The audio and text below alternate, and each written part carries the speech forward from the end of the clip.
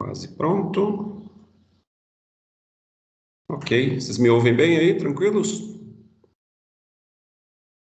Então, boa noite a todos, sejam bem-vindos. Hoje, nossa aula aqui do dia 9 de dezembro, finalizando aí os estudos sobre materiais, né, os estudos iniciais, pelo menos, e daqui a pouco a gente já vai começar a fazer nossos cálculos aí, né, que eu sei que o pessoal está tudo ansioso, lá, oba, vou fazer uma parte legal aí, e realmente é legal, né, então...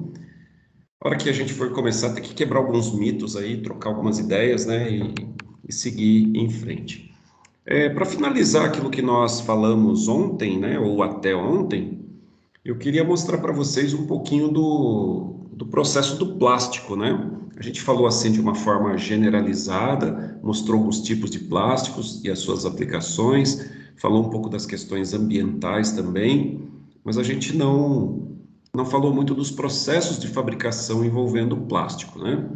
Então, basicamente, o plástico, né, na maioria dos casos aí, ele é trabalhado por sistema de injeção. Claro que tem outros sistemas também, eu posso ter sopro, vacuum forming, tem vários tipos, né? Injeção seria para fazer a maioria das peças que a gente conhece. Então, por exemplo, se você tem aqui, deixa eu ligar a câmerazinha aqui, que a gente vai conversando melhor, né? Então, por exemplo, estou aqui com a minha tradicional garrafinha de água. Deixa eu ajustar aqui a tela, que está muito aberta. Estou aqui com a garrafa d'água e a tampa. Então, ambas foram construídas pelo processo de injeção. A tampa já foi feita assim. Ela foi injetada e, claro, ela é injetada junto com o lacre que está aqui, né? Uma peça só. Já tem o picotado aqui que vai depois quebrar no momento que ela for ser aberta, né? Então é o lacre, mas ela já sai do molde de injeção pronta.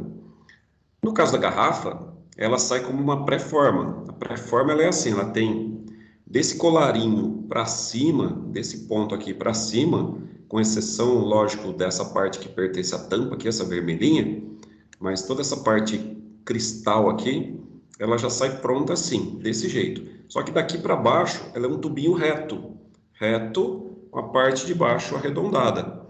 Então, esse tubinho reto com a parte de baixo arredondada, juntamente com a parte de cima, lógico, né? Essa peça, ela é chamada de pré-forma. Então, ela sai de um processo de injeção, onde existe um molde, né? O molde, ele se fecha, deixando uma cavidade. Então, é um processo muito parecido com o processo de fundição. Aí, aquela cavidade, então, vai receber o material plástico aquecido, em estado, digamos, pastoso, para isso se usa uma máquina chamada injetora, que eu vou mostrar aqui para vocês, uma que a gente tem lá no Senai. Eu fiz uma filmagem lá e vou compartilhar com vocês aí. E esse molde fechadinho, né, recebendo o plástico lá dentro, então o plástico vai ocupar toda aquela cavidade e no momento seguinte é passado água no molde, né, assim, tem uns canais lá dentro de refrigeração, então para que a temperatura caia um pouco, então já começa o processo de solidificação. Também é feito um controle de temperatura da ferramenta, que é o molde, né? Porque ela não pode superaquecer. E a partir daí, então, o molde se abre e a peça ela cai, né? Tem uns pinos extratores lá que expulsam a peça. Ela cai num cesto coletor, numa caixa, numa rampa, numa esteira, alguma coisa assim, tá? A gente vai ver isso lá na injetora. É claro que o processo dessa garrafa, como eu falei, ele tem essa pré-forma e depois a pré-forma ela vai ser colocada numa linha de produção, onde ela vai receber o quê? Ela vai ser presa por aqui, por isso que ela tem esse colarinho para ser sustentada aqui dessa forma, né? Então ela fica penduradinha assim, vão todas em linha. Aí ela passa num sistema que aquece a pré-forma, aí entra uma haste aqui e é injetado pela boca ar comprimido. Ele veda, injeta ar comprimido, enquanto que a haste empurra o fundo para baixo. Ele empurra o fundo para baixo e o ar comprimido faz ela inflar, tudo isso dentro de um novo molde. Então, aquela pré-forma vem, aquece, ela entra num molde que se fecha, aí tem esse processo de injetar o ar e a haste empurrar para baixo, ela está quente, ela vai então ser soprada, o processo chama sopro, né? Vai ser soprada até encostar nas paredes daquele molde que vai dar esse formato todo aqui externo. Aí ela passa também por um resfriamento rápido, o molde se abre e aí a garrafa já está pronta. E na maioria das indústrias ela já vai para o invase, dali ela já entra na máquina que vai encher. Algumas não. Lindomar está pedindo a palavra aí, diga Lindomar. Professor, ali perto da lavanderia 5 estrelas tinha uma fábrica que fazia esse serviço aí dessas garrafas aí. É? Ali naquela onde tem uma fábrica que era antiga de café ali, do lado das 5 estrelas, do lado de cima ali. 5 estrelas é aquela ali na saída, perto do hotel ali? Isso. Então, ali tinha uma fábrica dessa que Ah, inflava é? essas garrafas aí. Então. Isso aí, bacana. Eu não sabia, não. Fechou a fábrica? O que que aconteceu? Acho que ela foi embora para Maringá. Eu acho que não Ah, deu muito é? certo ali, né? Ela foi embora Hum. para lá, mas ela trabalhou ali uns mais de ano ali. Aí, nesse caso, ela fazia as garrafas e provavelmente mandava as garrafas vazias para alguém que ia encher, né? Sim, ela vinha uns moldes pequenininhos, né? Uns moldes bem pequenininhos. Daí ali eles inflavam e depois revendia ela para os lugares que, tipo de água, de coisas, Certo. mandava para essas indústrias aí. Ok, beleza. É, o que a gente viu, por exemplo, a Coca-Cola, que já é uma indústria maior, né? Ela já faz isso. Ela recebe a pré-forma de alguém que injeta para ela. E aí ela tem a sopradora lá na linha de produção dela. Então, no momento que sopra, já encaixa na máquina que vai encher de Coca-Cola, né? Então, é o que a gente fala, não tem espaço para entrar rato ali, né? O pessoal fala, ah, Coca-Cola apareceu com rato. Meu, não tem. E outra coisa, né? Já que falamos de rato, né? Só dá rato na Coca-Cola, né? Nunca. Vocês já ouviram falar de rato no refrigerante Rio Branco? No Ouro Verde? No Tica? No Baré Cola? Não, né? Só na Coca-Cola. Por que será, né? Tem um monte de fábricas pequenininhas, acho que rato não vai em fábrica pequena, né? Só vai em lugar grande. É meio esquisito isso, né? Parece até uma coisa assim, não, vamos difamar quem tem nome, né? Quem é pequeno não adianta a gente ficar tacando pedra. Mas enfim, fica só uma curiosidade aí. É, então, resumidamente, o processo de injeção é isso, né? Você tem lá um molde, esse molde ele é feito de aço ferramenta, que é um aço de altíssima resistência. O acabamento da cavidade, que é a parte interna ali, que vai dar o formato da peça, ele é espelhado, né? Um acabamento assim, via de regra é assim, mas caso eu queira uma peça texturizada, uma peça que tenha assim um formato assim, uma textura, uma superfície mais áspera, né? Mais fosca, por exemplo, aí eu posso fazer esse tratamento lá na superfície da cavidade do molde. Significa o quê? Que a peça vai reproduzir rigorosamente o que tem no molde. Se tiver um risquinho parecido com um fio de cabelo lá, você pode examinar a peça que nela tem o sinal daquele risco ali. Então, o molde ele vai produzir a peça com fidelidade assim total, né? Coisa que no molde lá da fundição não acontece tanto por quê? Porque existe já uma certa rugosidade, é um molde mais rusticão, feito de areia. Então a peça ela também sai rústica assim, né?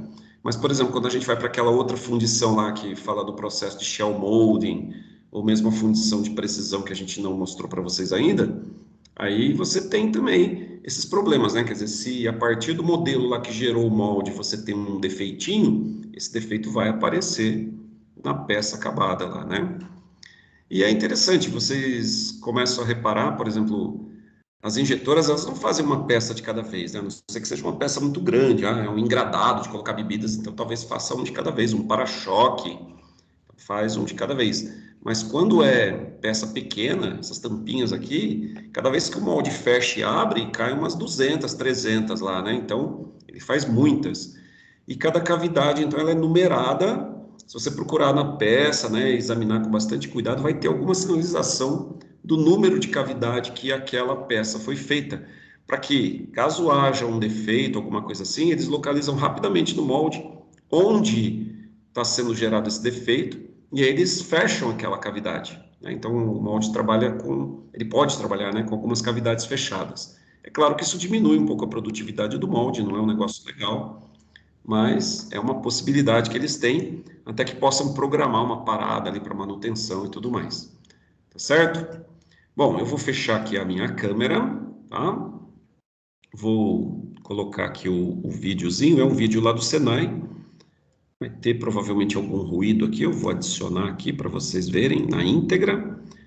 Um vídeo caseiro, né? Ou melhor, escoleiro, porque a gente fez na escola, não em casa. Ele mostra aqui uma máquina da Home que nós temos lá. Esse local aqui hoje está todo reformulado, eles aumentaram bastante isso aqui e nós estamos hoje com 3 máquinas injetoras lá para conduzir os cursos, né? Todos os alunos que vão fazer curso lá da área de plástico, eles têm as máquinas lá para trabalharem, desde a pequena até máquinas maiores aí. Então vamos lá, vou soltar o vídeo aqui para vocês verem.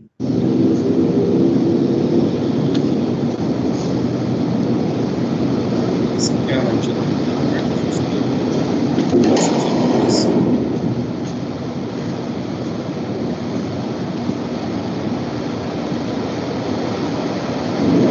Ó, deixa eu dar uma parada aqui, então voltar um pouquinho. Opa. Isso que está aqui é uma parte do molde. Deixa eu voltar mais, acho que ele aparece melhor aqui. Tá? Aqui, ó. Isso aqui é uma parte do molde. Aí tem a outra parte que estaria do outro lado, mas que não está montada ali. Então ele é preso com essas garras aqui. E aí tem um sistema hidráulico aqui, ó, que vai fazer um fechamento, né? Ele puxa uma parte contra a outra, fecha. Aqui ele está aberto totalmente, que é para poder instalar, fazer qualquer manutenção, qualquer coisa que seja necessária. Esse molde aqui é extremamente pesado pelo tamanho que ele tem. Tem uns que são gigantes, então são proporcionalmente mais pesados ainda. E nessa parte aqui é a cavidade. Não sei do que é esse molde aqui, né? Não tinha lá informação sobre o que era, mas a ideia era mostrar só a injetora, né? Então, ó, do outro lado ali, vou continuar aqui.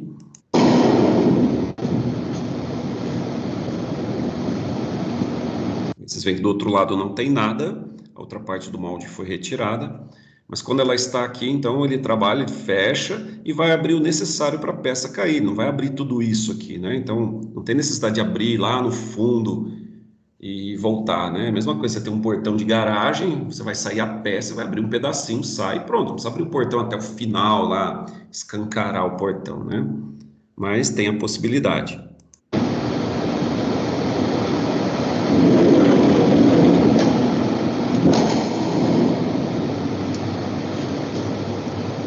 Vocês viram que o sistema trabalha fechado por essa porta aqui, então ele tem sensores aqui. Se a porta não estiver fechada, a máquina não opera. Ela vai dar um alarme aqui dizendo que a porta está aberta e que você não pode operar a máquina de porta aberta.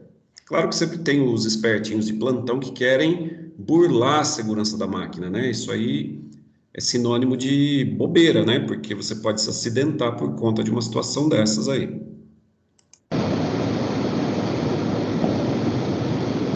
Essa parte aqui é a rosca injetora, né?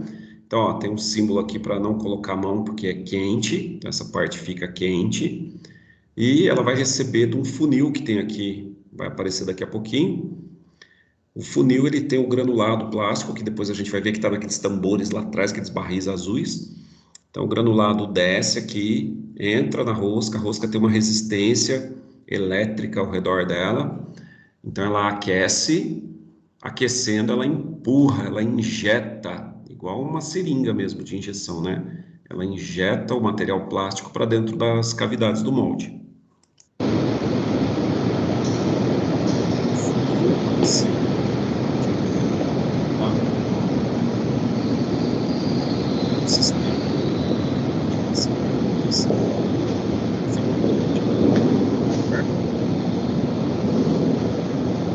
Faz a mesma coisa, só que pontos igual.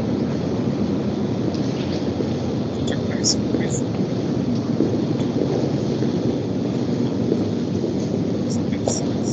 Ó, a pré-forma que eu falei, a imagem não ficou muito boa. Vamos ver se eu consigo.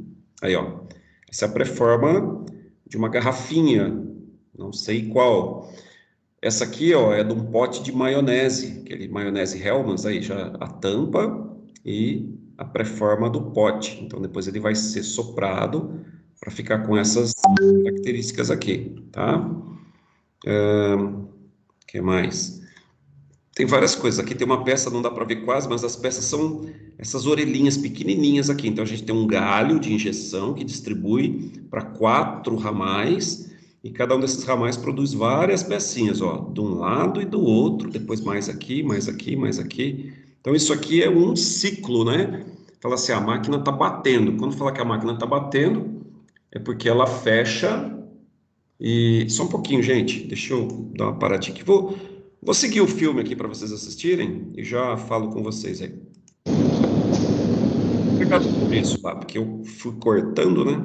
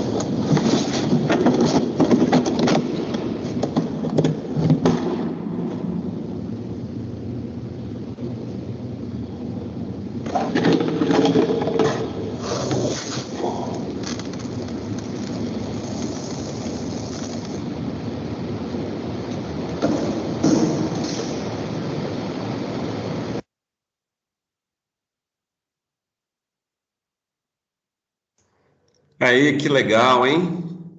Deu para ter uma ideia como é que é o processo aí? Sim. Foi bacana, né? Sim, legal, hein? Então, ó, quer ver? Aqui, essa parte aqui é que são os granulados, né? Os pellets que a gente fala. Então, é aquele macarrão que foi passado na extrusora de plástico. Depois ele é resfriado. É assim, ele sai pastoso, cai numa calha, passa dentro d'água, aí ele esfria. Quando esfria, sai sólido do outro lado, ele é picotado e fica desse jeitinho assim, né? Esses grãozinhos, parece ração de passarinho, né?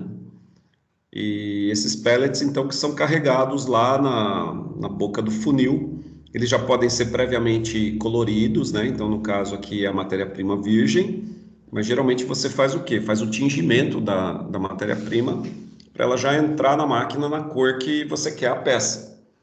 Então, esse granulado aqui, ele é, quando vai ser produzido, ele já é produzido na cor que você quer. Ah, mas eu não tenho na cor. Então você vai colocar, vai juntar o master batch lá, que é o corante, né? Derrete tudo, mistura, aí extruda, faz o macarrão, picota o macarrão e aí carrega o canhão da máquina. Essa normalmente é a maneira de fazer. Deixa eu ver o que mais que tinha antes aqui. Estou voltando aqui, fazer o filme andar para trás. Ah, aqui em cima da mesa, ó, tem algumas coisas interessantes. Isso que está aqui, ó, em azul aqui, esses dois, um cortado aqui, isso são aquelas garrafas de bebedouro de água, aquelas de 20 litros. Essa é a pré-forma delas. Então vocês veem que o gargalo está aqui pronto já, né, para receber a tampa. Mas aqui vai ser soprado ainda. E aí, ao ser soprado, repare, ela é grossa, né? Tem bastante material aqui. Aí esse material vai esticar, igual uma bexiga, né? Então ele estica e fica mais fino. Aí gerando aquela garrafa lá de 20 litros para a gente emborcar em cima do bebedouro ali. Aqui tem um solado de botina. Tem várias peças aqui, né? Nossa, o que não falta lá é peça plástica, né? E agora está passando por essa mudança lá, uma espécie de reforma, mas não sei se dá para ver aqui, ó. Bem de levinho, dá para ver que tem uma outra sala aqui, né? Então agora esse setor de plásticos que acabava aqui nessa divisória, agora vai pegar todo esse salão aqui. Então dobrou praticamente de tamanho, né?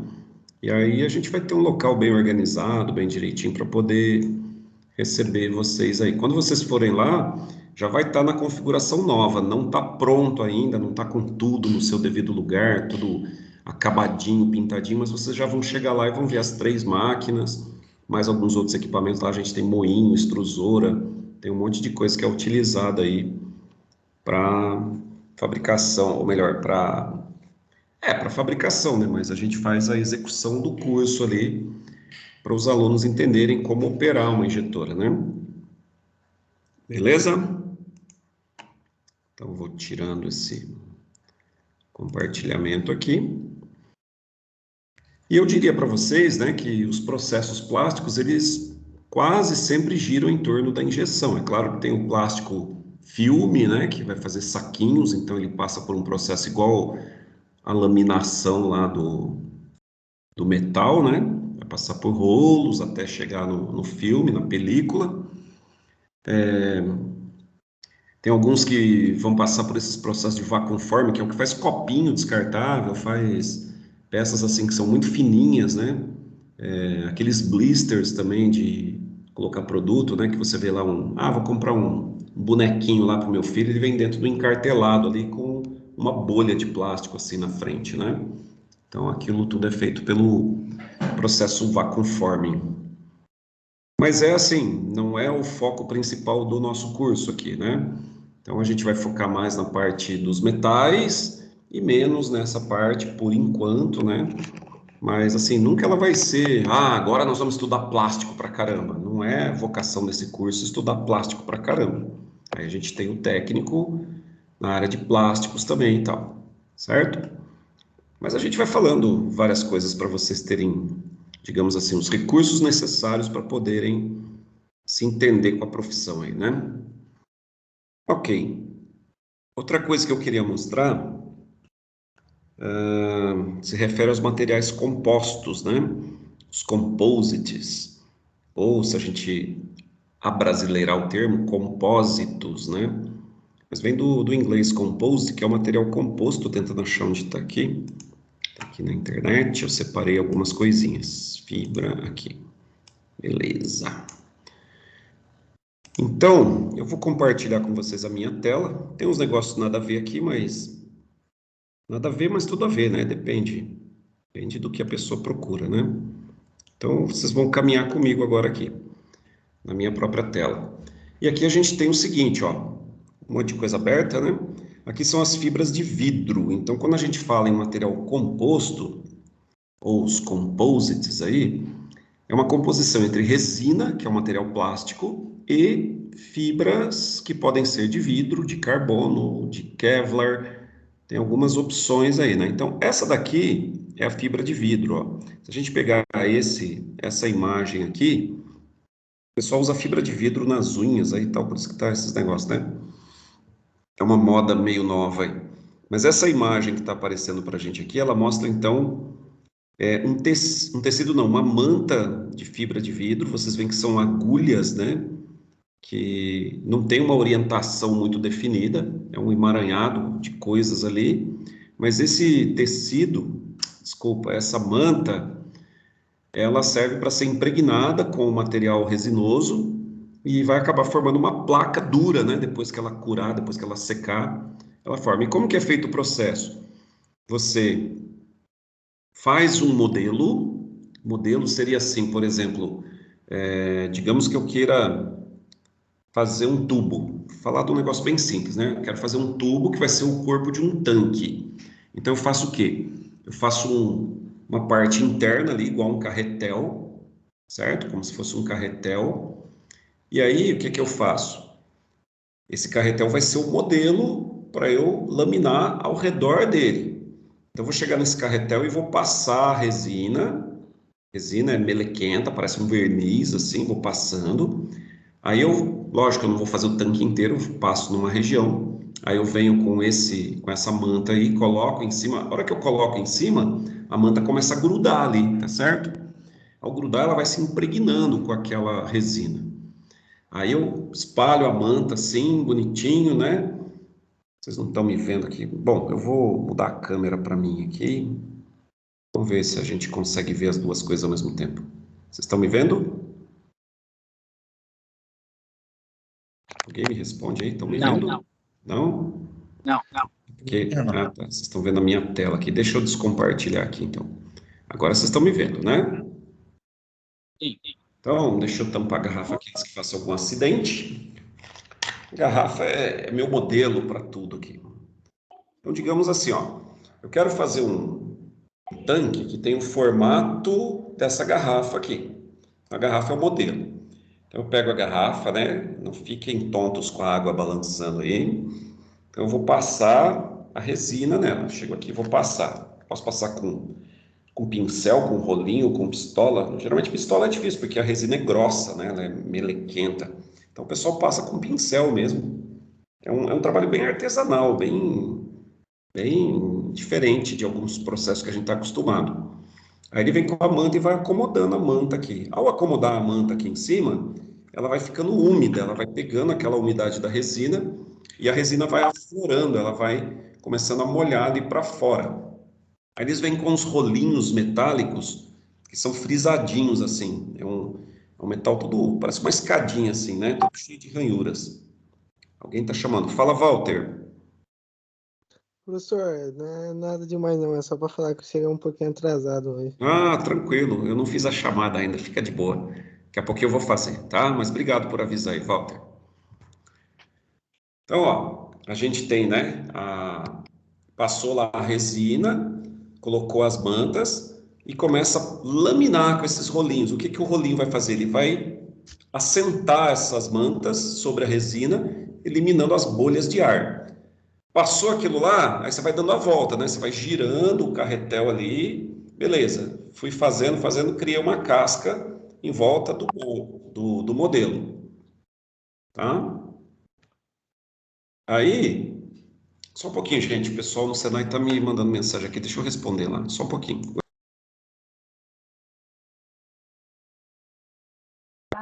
Dois desses?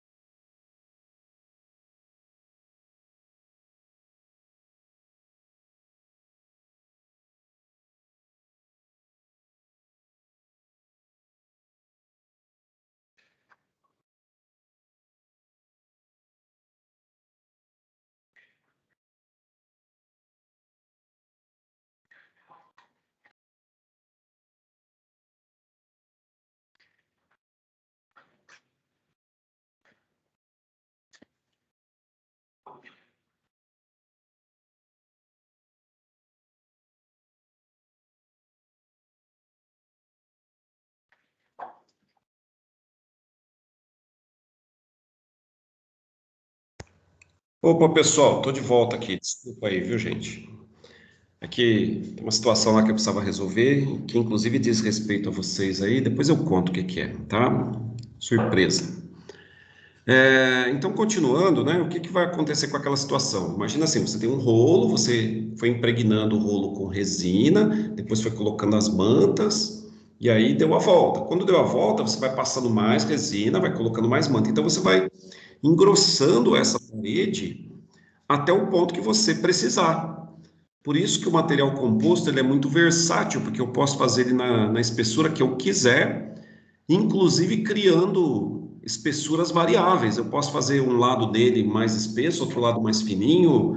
Se é um tanque que vai ficar na vertical, por exemplo, a parte de baixo dele que vai estar sujeita a uma pressão maior, eu posso colocar uma parede mais grossa e vir afinando até a boca.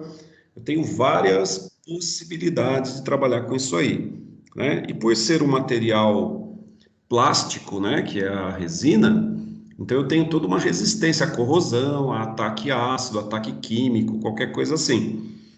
E por ter a fibra de vidro como estrutura ali, né, então é uma combinação de materiais. A resina sozinha, ela não seria tão resistente. A fibra, ela é dura e ela seria quebradiça, mas quando ela está sustentada pela resina, ela fica forte. Então é mais ou menos que nem a gente pensar numa construção, que vai ter lá o concreto com ferro dentro. Então o ferro faz a força, né? O aço, que agora nós sabemos que o nome é aço, né? Então o aço ele faz a força ali, toda a tração, toda a resistência mecânica ali está no aço. Mas o concreto faz o quê? Ele mantém o aço no lugar. E o concreto ele é muito resistente à compressão. O aço já nem tanto. O aço é resistente à tração. Então, essa combinação dos materiais numa viga, numa coluna, numa laje, ela é tão bacana quanto a composição aí da resina com a fibra, né? Que no caso, o que eu estou falando é uma fibra de vidro. Aí você fala, mas quando você faz uma laje, você coloca o ferro na direção lá que você necessita, todos eles paralelinhos, bonitinhos ali, não é verdade? É verdade, né? Quando você faz uma coluna, toda a estrutura de aço ali, ela fica em pezinho ali na vertical, num distanciamento certinho. Agora, como que eu faço com esse negócio que é... Vamos achar aqui onde está. Vamos lá, espera aí um pouquinho. Opa. Calma que o piloto aqui é meio barbeiro. Vamos lá. Aqui, ó, vocês estão comigo de novo. Então, como que eu vou achar uma direção favorável aqui no meio de uma manta, né? Que ela é formada por essas agulhas, a gente chama de agulhas, né? Que não tem direção. Olha só a situação aqui. Vamos aproveitar o exemplo já que está aqui, ó.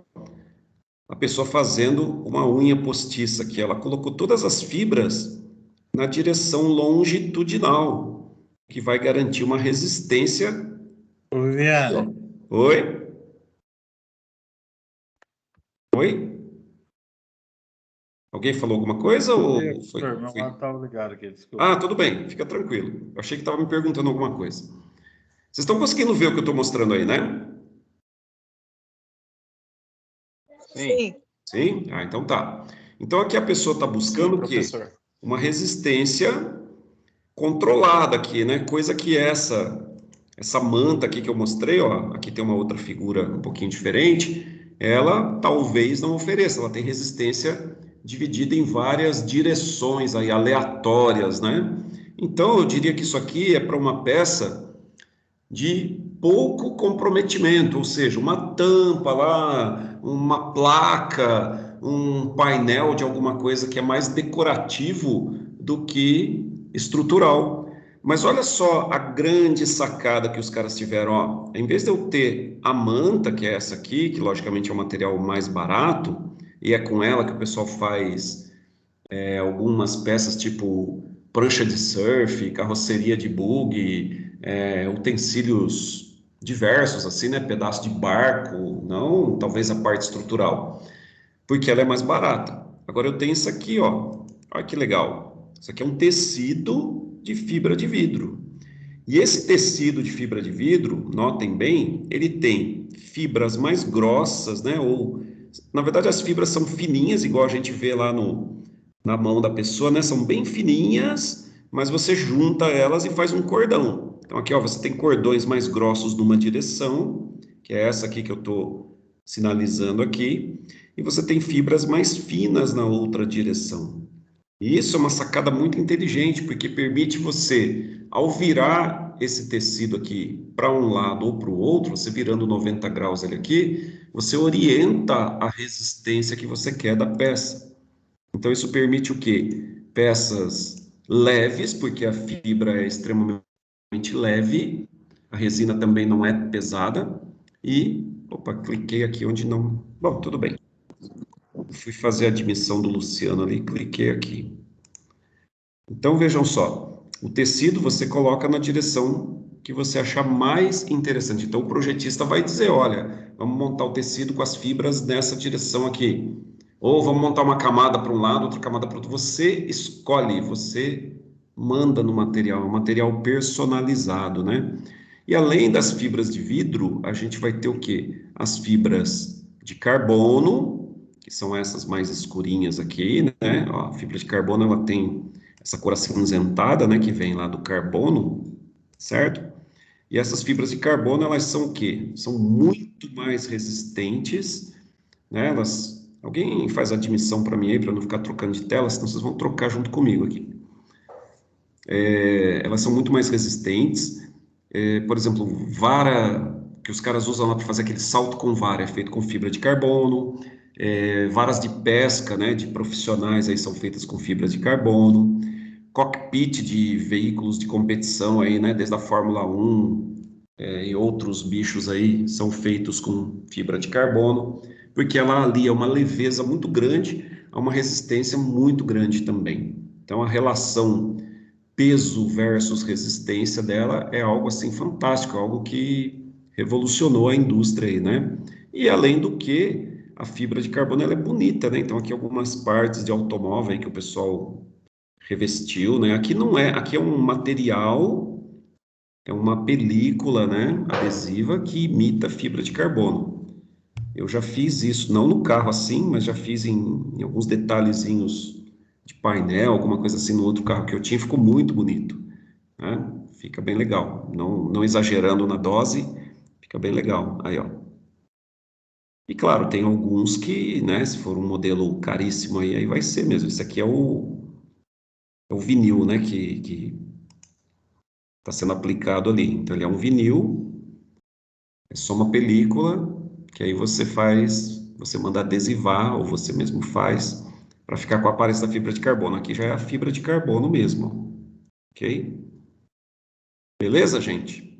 Então, lembrando que todos esses materiais, eles trabalham sempre impregnados com resina. Então, isso aqui é um tecido, ele é mole. Chega a ser, mesmo a fibra de vidro, né, que você fala, nossa, vidro, ela é macia, ela é legal, assim, ao toque, né? No entanto, depois de um dia trabalhando ali, você sai se coçando, né? Porque aquele pozinho do vidro ali é terrível, né? E tem uma última fibra aqui, das três mais importantes aí, que é o Kevlar, né? O Kevlar, ele tem essa coloração douradinha, assim, amarelada, dourada, enfim, e ele é usado aí para aplicações na área de segurança, né, para blindagem em carro, para colete à prova de balas, para uma série de situações. Eu trabalhei numa empresa, como eu falei para vocês, chamada Composite Tecnologia, e lá eu eu ajudava a cuidar, né, eu era recém-formado, mas eu ajudava a cuidar dos processos de fabricação da área de tanques para a indústria química. Então, eram tanques feitos de fibra de vidro, basicamente. Já a indústria, ela tinha outros setores, ela fazia o capacete que é usado pelos pilotos da aviação militar, capacetes da FAB lá, é um capacete todo cheio de coisa, de detalhe, é feito com esse Kevlar aí para ser a prova de balas, né, para dar uma eficiência maior para os ocupantes do avião. Avião de caça, essas coisas assim, né? Tinha também peças para avião, algumas peças, que a Embraer, que é lá na mesma cidade, contratava da gente, e tinha uma área que fazia umas pás para mais ou menos essas pás que usa em gerador eólico, né? Na verdade, na época não existia gerador eólico, então essas pás eram feitas para trocadores de calor gigantes ali, para torres de resfriamento e tudo mais, mas elas são muito parecidas com essas que a gente vê nos geradores eólicos aí. Beleza, então? Então, basicamente, galera, era isso que eu queria, assim, de imediato mostrar para vocês. Que podemos dizer assim, foi o que não deu tempo de eu falar ontem, né? Então era uma fala de finalização aí. Nós vimos lá na parte de materiais, os materiais metálicos principalmente, vimos os ferrosos, vimos os não ferrosos, conhecemos um pouquinho das suas características, das suas aplicações, vimos alguns processos de fabricação pelos quais esses materiais passam, né, em diversas situações aí, então depende do que você quer fazer. Então acredito que hoje, né, pelo menos para muitos aí, já seja possível olhar para uma peça e falar assim, isso aqui deve ter sido feito num processo assim, assim, assado. Ainda que você corra o risco de errar, eu acredito, né, que vocês já estão mais preparados aí para decifrar o caminho que foi percorrido aí por aquela peça. Eu falo que pode ser que erre, porque às vezes a gente também erra, né? A gente não é infalível. Eu falo, isso aqui deve ter sido feito por uma injeção. Aí o cara fala, não, ó, foi feito num processo diferente, assim, é um processo de tal jeito. Então, alguém que é da área específica ali, conhece os pulos do gato, né?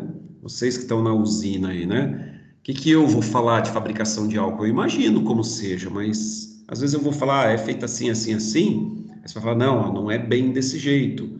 Tem um detalhe ali que você não conhece, né? E isso é aprendizado, né? Coisa que a gente vai juntando aí os conhecimentos com as pessoas. Certo? Alguma pergunta até aqui? Algum comentário? Alguma coisa? Tudo bem? Vou fazer a chamadinha aqui rapidão, tá? Deixa eu abrir a lista aqui, que eu não sei por que razão fechou. Quanto mais eu tento deixar tudo pronto, parece que dá zebra. Só um pouquinho, gente, por favor.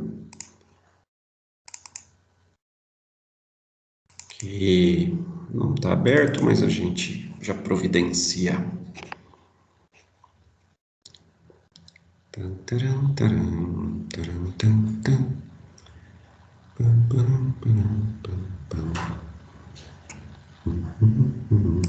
Ok, dia 9, então, vamos lá. Adriano? Não está. André? Presente. Ok, André. Luciano? Presente.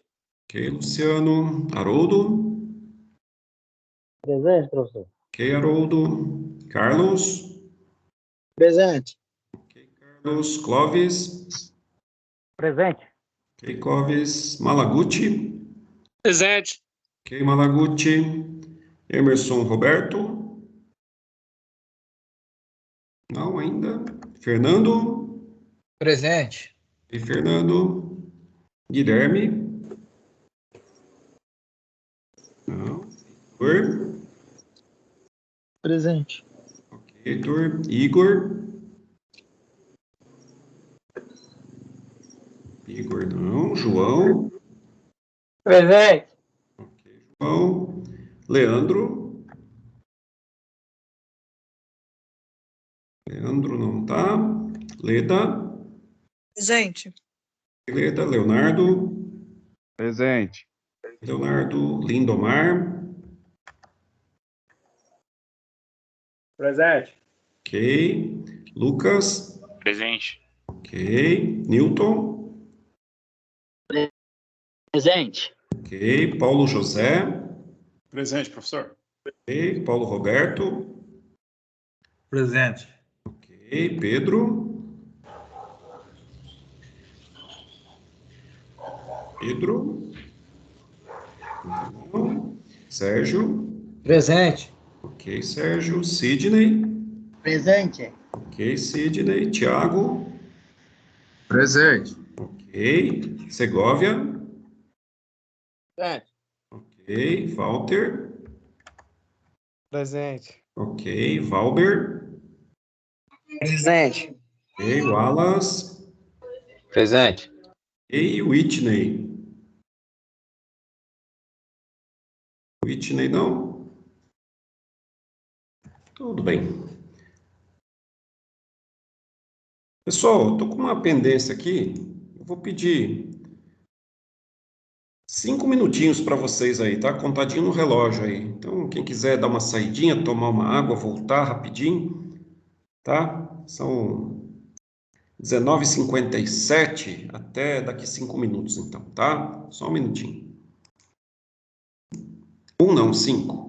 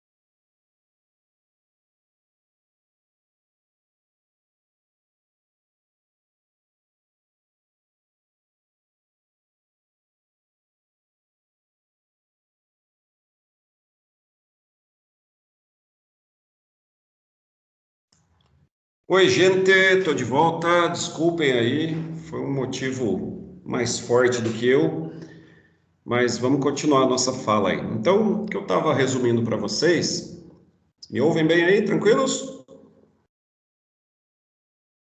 Opa, tranquilo. Beleza. Então, o que eu estava resumindo para vocês foi isso, né? Que a gente viu aí os materiais, tudo, né? Eu acho que para o que a gente necessita agora nesse primeiro módulo aí, primeiro semestre do curso técnico, está mais do que suficiente. Como eu disse em outras vezes também, a gente tem uma nova matéria chamada Materiais e Ensaios no segundo módulo. É bem provável que vai ser comigo mesmo.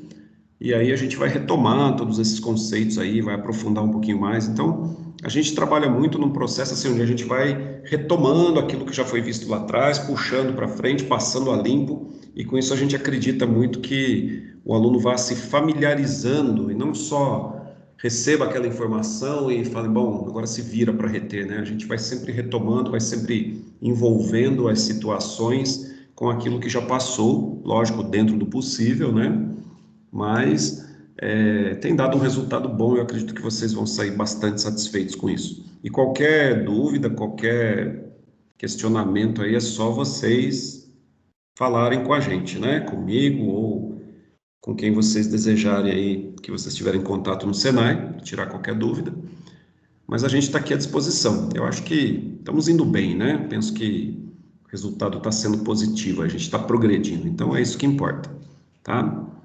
Vamos lá então. Então agora, né, nós cruzamos a fronteira aí da parte de materiais para a parte do cálculo técnico, né? Mas antes da gente chegar no cálculo técnico, a gente vai trabalhar aí algumas ideias básicas da matemática, né? Dar uma olhadinha. E eu passei para vocês aquela apostila, né? A apostila fala de matemática aplicada, então eu peço que vocês peguem a apostila de vocês para a gente começar a trabalhar. Realmente aqui nessa parte a gente vai ter muito o que falar em cima dela. Eu tenho outro material que eu também quero apresentar para vocês aqui. E eu acho que juntando as duas coisas aí vai ser bem bacana, tá? A gente não vai ficar aqui lendo a apostila toda, porque não é essa a filosofia de trabalho, mas a gente precisa sinalizar algumas coisas para vocês aí, tá certo?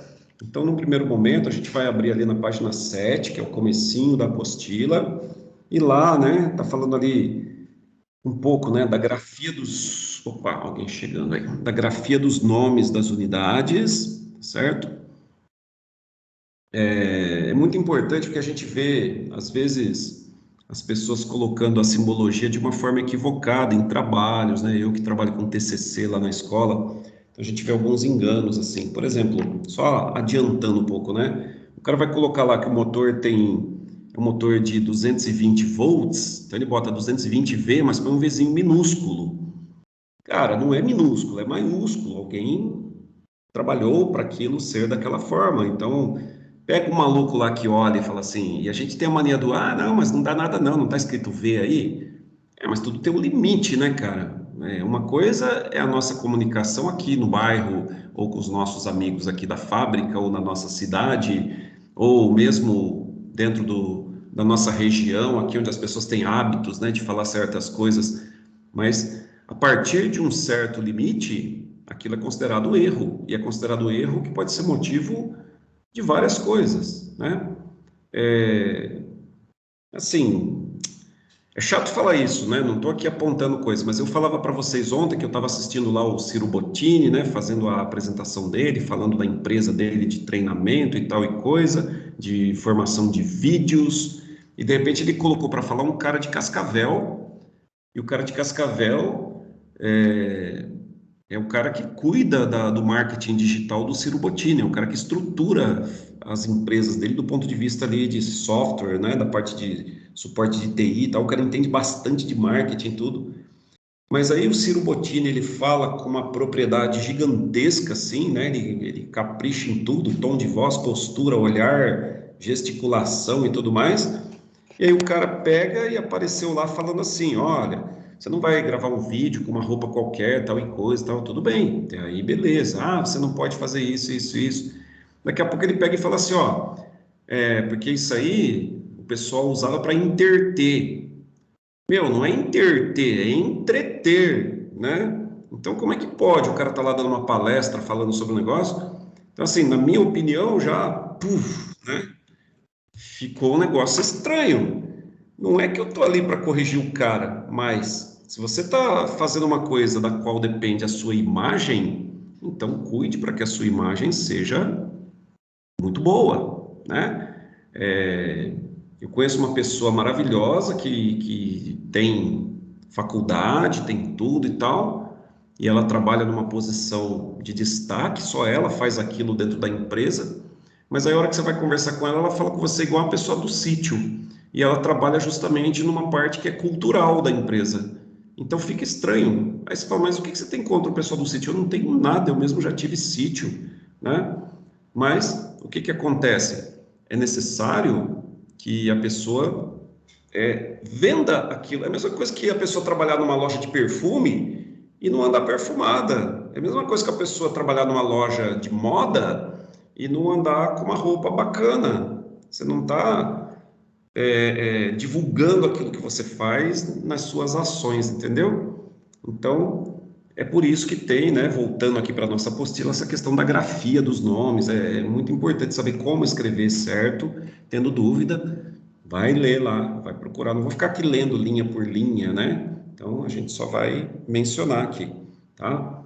Aí fala do plural dos nomes de unidades também, né? Então, como é que... Ele fala aqui, ó, os prefixos do sistema internacional são invariáveis, certo? Os nomes de unidades recebem a letra S no final de cada palavra, exceto nos casos da linha C. Então, o que é essa linha C? Ele vai mostrar lá, ó, a grafia na página seguinte, né?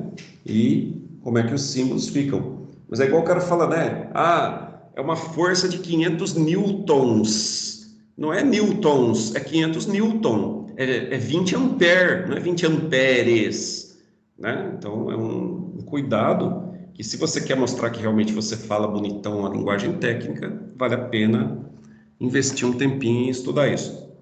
Professor, mas se eu não souber isso aí, eu vou deixar de ser técnico? Claro que não, né? Também não é para ficar apavorado. A gente está mostrando como que a coisa acontece. A apostila escolheu começar por aqui, nós começamos junto com ela por aqui, beleza? Então tá aí o material para vocês, uma hora com calma, lerem, explorarem, tendo qualquer dúvida aí vocês me falam. Depois tem a grafia dos números e tudo mais, né? E a gente não vai ficar encanado com isso. Eu já estou virando aqui página 9, já vou para 10, para 11, tá certo? Mas aí, né, o cara começa a mostrar o seguinte, ó. Lá na página 12, unidade fundamental de medida linear. Então, primeira coisa, né, no nosso sistema internacional de unidades, qual que é a unidade fundamental de medida linear? Começa com o quê? A unidade é... Qual que é a unidade? Alô, galera? Câmbio? É o metro? Metro, né? Então, tanto é que chama-se sistema métrico, então a unidade principal é o metro. Aí você vai falar, mas professor, você falou que lá no desenho a gente só usa milímetro. E é verdade. Já pensou você pegar uma peça aí que você carrega lá na mão e ficar descrevendo tudo em metro? Ah, essa peça tem 0,00, não sei o que lá, 0,15, 0, pô, é muito estranho, né? Vai ser uma peça que ela tem mais zero do que outra coisa. Ia ter que escrever muitos algarismos ali no desenho, que ia gerar uma poluição visual magnífica, né? Mas se eu estiver trabalhando em construção civil, é metro que usa. O cara não vai colocar a parede lá medida em milímetros, né? Então depende muito do setor que eu trabalho, eu faço os ajustes necessários para que aquela linguagem seja fluente. E ser fluente quer dizer o quê? Que flui, que vai de um lado para o outro, em bom estado, né? Que não fica empacando, não fica emperrando. Então, é assim que deve ser. Então, a unidade principal está aqui nessa tabelinha, o metro.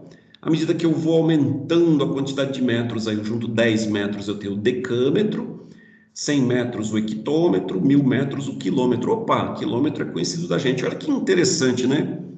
Quilômetro, a unidade dele é km, K minúsculo e M minúsculo. é tudo minúsculo aí, ó, não tem maiúsculo, certo?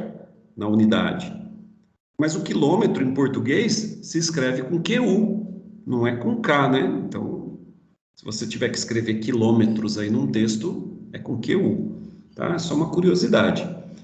Para baixo do metro, a gente tem as subdivisões, né? Então, a gente tem o decímetro, que é o 0,1, o centímetro, que é 0,01, ou seja, 1/100º de metro. O decímetro é 1/10 de metro.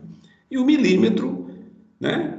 Que é o nosso companheirão aí das medidas, ele é 1/1000 do metro. O símbolo dele é MM, que não é aquele amendoinzinho coloridinho lá, né?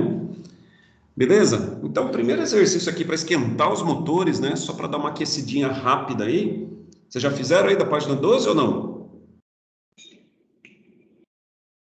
Não, né? Não. Acho que não, né? Então tá. Não. Então tem algumas situações aqui para a gente resolver. E ele está pedindo aqui, ó, primeiro exercício, 45,89 quilômetros. Ele quer saber como que eu expresso isso daí em decímetros. Nossa, vai dar um número enorme, né? Mas e daí? Vamos fazer junto esse aí? Vou fazer o seguinte, eu vou compartilhar com vocês uma folhita para eu começar a brincar com vocês aqui, né? Só um pouquinho, deixa eu abrir aqui. Aula de matemática, primeiro que eu já falei para vocês, eu não sou professor de matemática, né? Então eu não vim aqui dar aula de matemática, eu vim aqui rever com vocês, ou apresentar para vocês, porque aí vocês podem dizer, mas eu nunca vi, como é que eu vou rever? Então, eu vou apresentar, você vai ver pela primeira vez, e eu vou mostrar que, ó, é assim, assim, tal, mas eu não tenho a pretensão de chegar aqui e falar, olha, eu sou o cara que vai ensinar matemática para vocês. Porque eu teria que saber muito mais, né? Eu teria que ser formado em matemática, conhecer os processos mentais que a gente faz aí para poder entender. Então, nós vamos só brincar um pouco com isso aqui. E era aí que eu queria chegar, né? Eu acabei não falando essa parte aí, essas interrupções que eu tive que fazer aqui acabaram me apavorando um pouquinho. Eu já entrei direto no apostilo, mas vamos relaxar um pouco, né? Relaxar sempre é bom.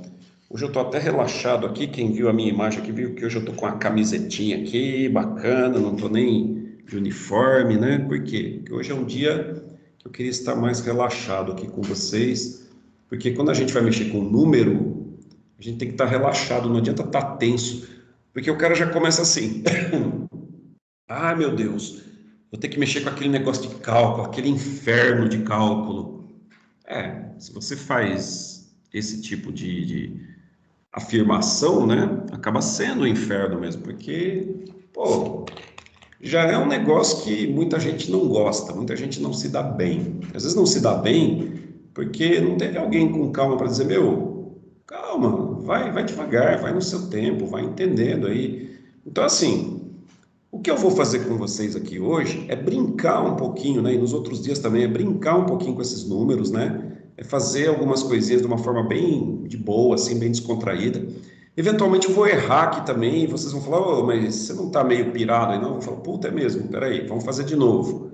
Porque a ideia não é chegar aqui e mostrar como eu sou bonzão, a ideia é mostrar que esse negócio todo tá aí pra gente mexer, tá aí pra gente... É igual você tem o seu celular, aí você não fica mexendo de vez em quando umas coisas, deixa eu ver o que acontece aqui, como é que eu faço tal coisa? E errei.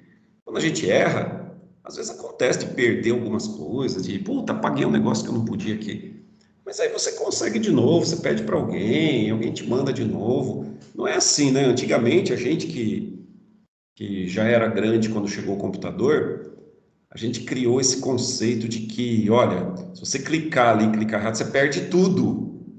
Meu, o que é perder tudo, né? Vou perder a vida, vou perder minha casa, vou perder minha família? Não, você perde todo o trabalho que você fez, tá aí. Quanto de trabalho eu fiz ali? 1 hora? 2? Eu tenho quase 60 anos, então 1 hora ou 2 de trabalho que eu venha a perder caso eu aperte um botão errado ali, não vai me matar. Mas se você perdeu o trabalho na hora errada, bem no momento que você tinha que apresentar o resultado, meu, para de fantasiar. Tem que relaxar, tem que tirar aquele nó da garganta ali, tipo, eu vou mexer com o número, né? Relaxa, pega essa coisa aí. Desculpa, eu já ia falar besteira. Deixa eu tomar um gole d'água aqui.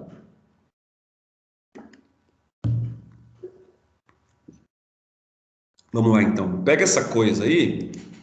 Aliás, eu estou falando com vocês achando que vocês estão me vendo aqui. Não estão, né? Agora vocês vão me ver.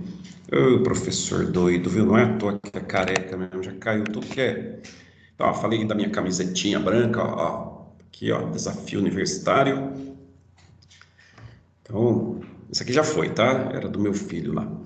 Aí eu herdei a camiseta. Então, o negócio é relaxar, é ficar de boa, falar assim, vamos mexer com o número? Vamos. E aí eu vou colocar uma folha aqui e vou rabiscando com vocês, a gente vai fazendo, vou deixar uns para vocês fazerem. Claro, a maioria, né? Vocês que vão fazer. Mas a gente vai, até o final da noite aí, ter brincado legal e bastante com isso, tá bom? Tudo bem com vocês? Estão tranquilos? Firmes e fortes, confiantes que vão dar conta disso aí na boa? Tudo começa facinho, tranquilo. Às vezes tem uma cara feia, mas a cara não pode assustar ninguém. A gente precisa ver o que realmente é e dar o devido valor, né? Tem coisa que é um pouco mais complicada, mas a gente resolve também, tá? Então eu quero isso. Quero desprendimento, quero autoconfiança, quero boa vontade, quero paz no coração para fazer essas coisas, tá? E aí vou compartilhar com vocês, então, tirando a minha câmera aqui já para não atrapalhar a imagem, esta folha. Uma folha que eu abri ali um documento no Word. O Word não é muito meu forte, mas às vezes a gente consegue. Então eu tenho aqui o seguinte, ó, o número lá é 45,89 quilômetros, né? Tá bem visível para vocês aí ou tá muito pequeno? Tá bom? Tá bom, tá bom. Pronto. Então tá. Então eu preciso pensar o seguinte, ó. Se eu tenho quilômetro, quem é o quilômetro aqui? É o cara que está encostado na vírgula. A vírgula, ela serve para dizer, olha, é essa parte aqui que eu estou escorando que é a unidade que eu estou mencionando. Então, se é 45, alguma coisa, então são 45 quilômetros e o 89 aí são centésimos de quilômetro, né? Mas o cara quer saber como que é em decímetro, né? Então, o que eu preciso fazer é o seguinte, ó. Eu vou repetir esse número e eu vou escrever assim, ó, 45, 89, ó, eu tirei a vírgula, tá? Eu posso até deixar um espacinho aqui onde tinha vírgula, mas depois eu vou tirar ele. E aí eu completo isso daqui, né? Eu vou deixar um espacinho também com zeros. Quantos zeros, professor? Um monte, ó. Pronto, já tem um monte, certo? Beleza? Então tá. Então o que vai acontecer, ó? Se eu tenho o 45,89, aqui eu estou dizendo que é 45 quilômetros. Se a vírgula andasse para cá, quem que está abaixo do quilômetro? Olha a tabelinha lá em cima.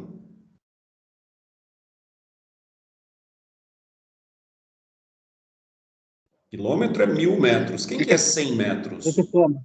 Hectômetro. Então, por exemplo, eu poderia dizer que isso aqui é 458,9 hectômetros, certo? Mas eu quero medir em hectômetros? Não, né? Então, nós vamos fazer assim, ó, nós vamos tirar de novo essa vírgula daqui e vamos seguir mais um, ó. Se eu colocar aqui, ora, eu tinha aqui, ó, quilômetro no 45. Aí eu desci uma casa, eu tenho hectômetro, agora eu tenho decâmetro, agora eu tenho, se eu for mais uma, ó, eu vou ter metro. Então agora eu vou tirar a vírgula daqui. Nós vamos brincar assim, ó. Eu vou repetir tudo outra vez, porque eu achei um jeito mais legal de eu brincar, tá? Então, ó, eu tinha aqui 4, 5, 8, 9 e um monte de zeros. Eu podia colocar um monte de zeros aqui na frente também. Eu não quis ainda, mas eu posso, tá? Professor, coloca. Tá bom, vou colocar aqui, ó. Um monte de zero aqui, ó. Pronto, agora ficou um número aqui, ó. Um monte de zero para o lado esquerdo, um monte de zero para o lado direito. E agora eu vou passear com as unidades. Se eu criar o espaço aqui, é 45 quilômetros, está escrito aqui do lado esquerdo, ó, em amarelinho ali. Se eu mudar esse espaço para o lado aqui, ó, para cá, então a gente já viu que é hectômetro, mas eu não quero ainda hectômetro. Se eu mudar para cá, eu vou ter o decâmetro, mas eu não quero decâmetro, certo? Eu quero o quê? Decímetro, né? Então, eu volto aqui. Se eu vier aqui, ó, eu tenho metros. Opa, peraí, vamos parar um pouquinho e fazer uma reflexão aqui, ó. Metro é uma coisa importante, a gente entende bem, a gente abre o braço e fala assim, ó, aqui tem 1 metro, né? Então, olha só, se eu tenho aqui 45.890 metros, 45.000 metros é 45 quilômetros, então isso mostra que eu estou correto na minha afirmação. Mas eu não quero metro, eu quero decímetro, então é uma casa para cá ainda, ó. É aqui que eu vou colocar vírgula. Então veja, eu saí daqui deste ponto, vou deixar um espaço aqui para sinalizar de onde eu saí. Eu andei com a vírgula aqui, ó, do quilômetro, eu vim para o hectômetro, decâmetro, metro, decímetro. Pronto, então agora eu posso escrever esse número como sendo o quê? Então, vou ter 458, 900. Não preciso colocar vírgula porque não tenho casas depois da vírgula, né? Então, nesse caso, aí eu coloco aqui, ó, decímetros. Então, 458.900 decímetros. Tem gente que gosta de colocar um pontinho aqui para separar o milhar, né?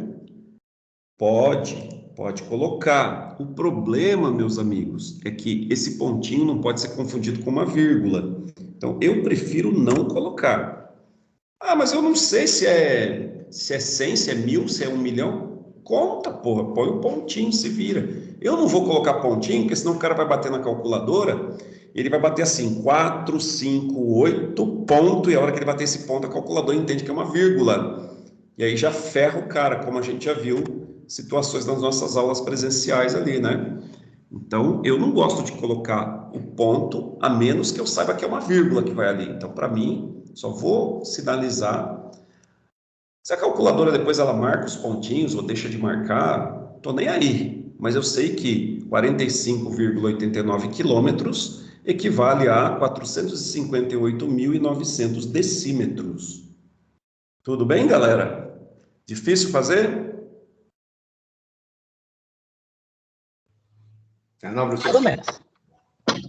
Mais ou menos, não é não, né? Quer dizer, ninguém falou, nossa, é super difícil, eu não vou dar conta. Então, eu vou dar uns minutinhos aí para vocês fazerem. Vão fazendo, tá? Eu não vou dizer, ó, vocês têm tantos minutos para fazer até o número tal. Eu vou dar uns minutinhos para vocês irem fazendo e daqui a pouquinho eu venho corrigindo mais alguns aí, tá? Para que daí a gente, então, saiba do que está se tratando aí. Adriano, chegou agora? Professor. Oi, fala, Paulo. Essa tabela aí tem o nome, a unidade e o fator pelo qual multiplicada a unidade, certo? Falei Paulo, mas não é o Paulo não, né? Quem que tá falando? É o Clóvis. O Clóvis, desculpa. Fala, Clóvis. Uma tabelinha aí acima, tá explicando aqui o nome, a unidade, depois à frente aqui tem o fator pelo qual é multiplicada a unidade. Isso. Nessa tabelinha aqui não tinha que ser multiplicado esse número ou é engano? Então, se você partir sempre do metro, aí você vai multiplicar por esses valores aí. Mas se você não partir do metro, você já fica sem referência. Então, na verdade, se for usar a tabelinha, você teria que fazer o quê? Você teria que fazer duas contas, né? Você teria que transformar de quilômetro para metro, certo? No caso aqui, como você vai multiplicar de quilômetro, vai transformar de quilômetro para metro, você vai multiplicar por 1000. E depois você teria que dividir por 0,1, que significa multiplicar por 10. É uma conta do Croix. Então é assim, em vez de ficar preso na tabela, navega pela linha ali, como a gente fez na nossa folha, que você vai, talvez, se sentir mais à vontade. Provavelmente não no começo, mas depois você vai falar, não, agora eu mato qualquer charada aqui. Entendeu? E é aí que entra a questão que eu falo, eu não sou professor de matemática, mas eu sinto as dores que certos professores de matemática causam nas pessoas. Então tem professor, não, ó, tá aqui a fórmula, você vai sempre multiplicar aqui, dividir lá e não sei o quê. Se for ao contrário, então você primeiro divide e depois multiplica. Pô, meu, mas vira um balaio de gato na cabeça. Então, se você entender que você tem uma linha ali, que a vírgula pode caminhar para lá ou para cá, à medida. Porque o que é a vírgula caminhar? Se você multiplicar por 10, ela caminha 2 casas para um lado. Se você multiplicar por 100, por 10, não, por 10 é uma casa. Se você multiplicar por 100, ela caminha 2 casas, não é isso? É a quantidade de zeros. Se você dividir, ela vai caminhar para o outro lado. A mesma quantidade de casas é a quantidade de zeros. Então, sabendo transitar em cima dessa escala aí, eu acredito, né, que torna-se um processo mais natural. O que vocês acham? Sim, não, mais ou menos. Beleza, tranquilo. Tranquilo? Eu vi que o Adriano chegou aí. Adriano, você está aí? Cheguei agora, professor. Beleza, então, eu estava preocupado em te avisar aí. Nós estamos fazendo agora o trabalho aqui da apostila de matemática aplicada, estamos na página 12, no exercício que tem ali, exercício A, né? Então, eu mostrei justamente por intermédio dessa folha que está compartilhada com vocês aí, como fazer essa primeira transformação. Então, eu vou repetir rapidão aí para você acompanhar, tá? Que Beleza. é bem assim, ó, eu tenho 45,89 quilômetros. Então, a vírgula, ela sempre me diz onde está a unidade. Se ela está aqui e está dizendo que é quilômetros, então quilômetro é tudo que está para a esquerda da vírgula. Eu tenho 45 quilômetros aqui, certo? Muito bem. Ele quer saber essa medida em decímetros, né? Então, se você olhar aí na página 12, um pouco acima, tem uma tabelinha mostrando lá desde o quilômetro, depois hectômetro, depois decâmetro, depois o metro, que é a unidade padrão, depois o decímetro, centímetro, milímetro, e a gente sabe que pode continuar até, né? Décimo, centésimo, milésimo, e não tem fim isso daí, né? Então, o que ele quer fazer é a transformação. Então, o que eu fiz aqui, ó? Eu escrevi aqui o 4589 aqui no meio, né? Você está vendo? Vou destacar ele aqui um pouquinho. E eu coloquei um monte de zero para a esquerda, um monte de zero para a direita. E aí eu sei o seguinte, né? Que se aqui é o quilômetro, né? Bem nesse espaço aqui, ó, onde eu coloquei o cursor piscando aí, à medida que eu venho para a direita, eu vou descendo, ó. Aqui é o quilômetro, hectômetro, decâmetro, metro, decímetro. Opa, cheguei onde eu quero. Então eu mudo a vírgula daqui, dessa posição, para essa posição aqui. E aí eu posso dizer que 45,89 quilômetros, ou eu posso falar 45 quilômetros e 89 centésimos de quilômetro, ou eu posso falar 45 quilômetros e 890 metros, o que eu me sentir melhor, né? Eu vou fazer o que eu achar mais legal. Isso aí equivale a... Aí eu pego esse número aqui, ó, daqui até na vírgula, né? Ó, 458.900, que eu repeti aqui, decímetros. Deu para entender? Ou é muito Sim. louco? Sim? Tranquilo? Então, com base nisso aí, eu estou dando uns minutinhos para vocês fazerem o exercício aí da página 12. Vão fazendo, né? Por enquanto, da página 12, para depois a gente dar uma corrigida aí e vocês se entenderem. Tem uns que tem uma continha ali, né? Que nem 84 dividido por 4. Você já vai fazer a conta ali e já vai colocar o valor, né? E já vai transformar para milímetro, que é o que está pedindo lá na frente. É o número 7 aí que eu falei.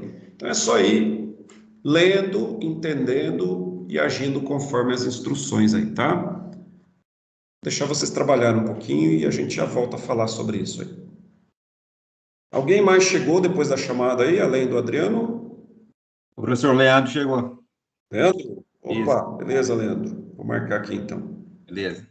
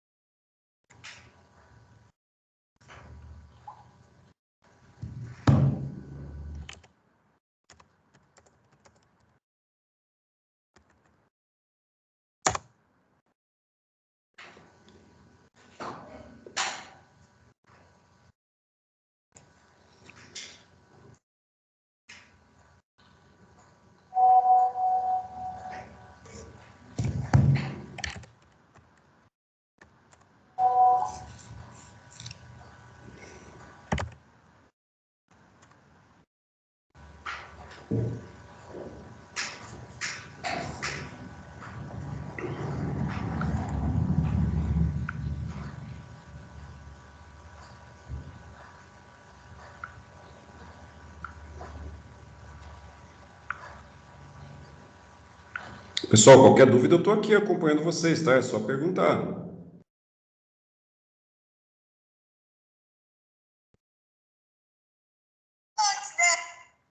Eita! Isso não faz parte da aula, não, hein?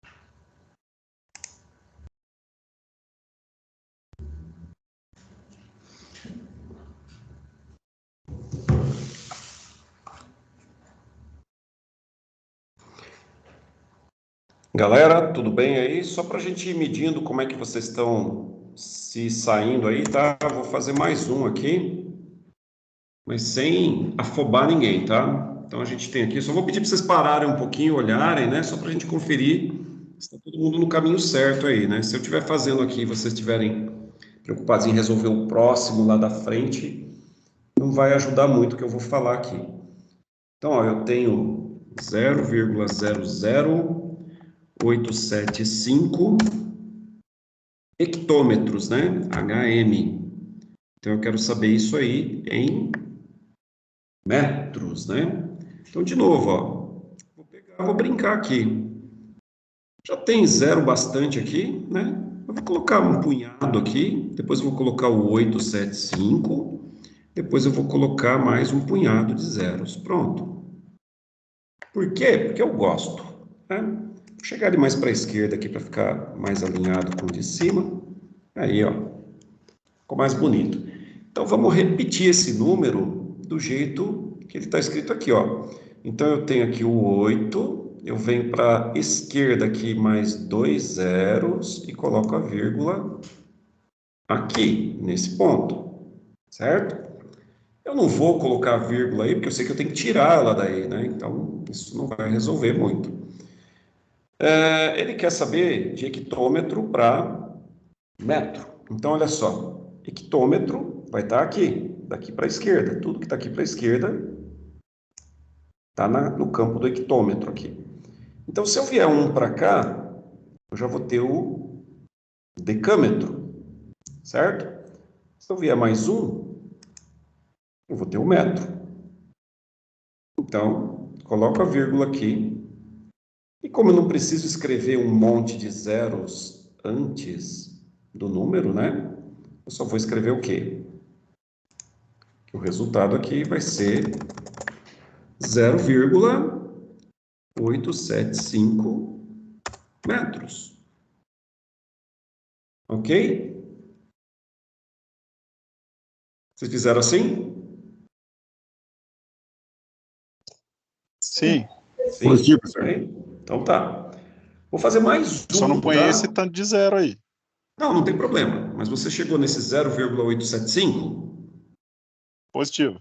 Então a sua cabeça acompanhou a ideia aí, tá? Se vai pôr os zeros ou não é esse o problema, tá? Então vamos lá. Vou fazer mais um aqui. 872,004. Ok? Isso aí está na medida decâmetro, então é dan.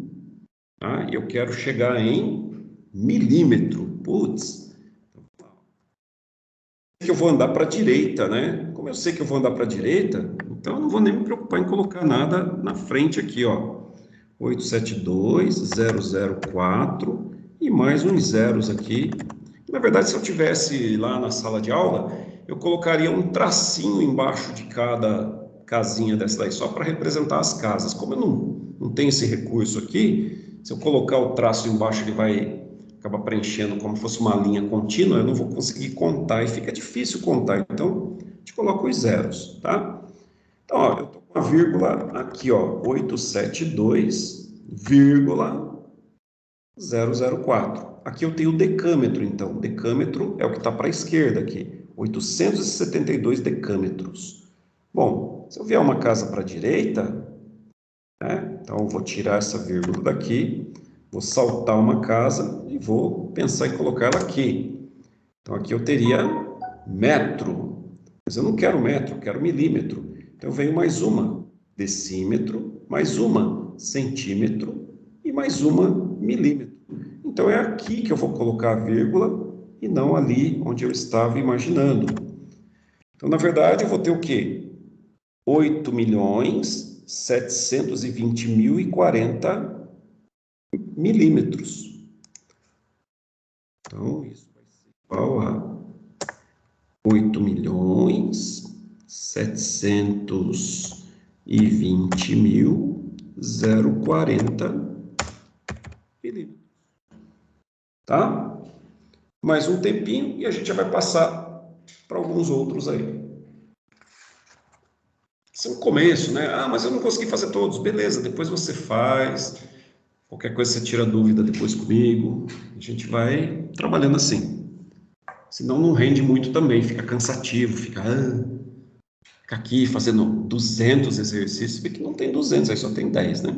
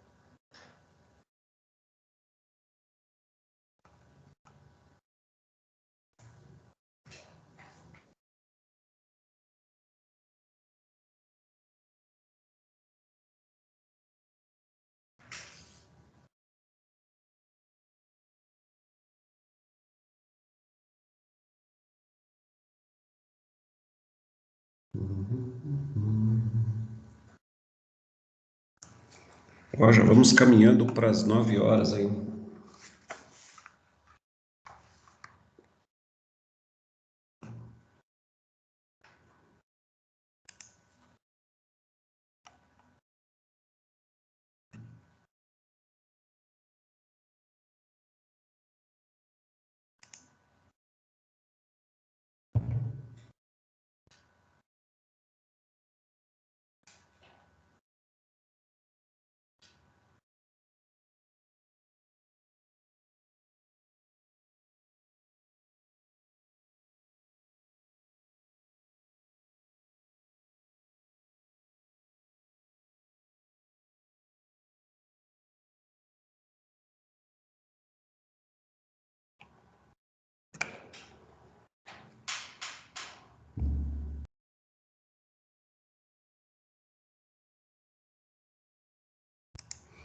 Pessoal, só para sinalizar aqui, eu vou interromper a gravação, tá?